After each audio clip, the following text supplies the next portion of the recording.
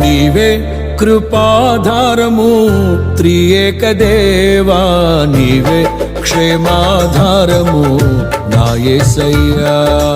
నీవే కృపాధారము త్రియేక దేవా, నీవే క్షేమాధారము నా యేసయ్యా. నూతన బలమును నవనూతన కృపను, నూతన బలమును నవనూతన కృపను నేటి వరకు దయచేయుచున్నావు. నిన్నే ఆరాధింతును పరిశుద్ధుడా. ఈ స్తోత్ర గీతం నీకేనయ్యా.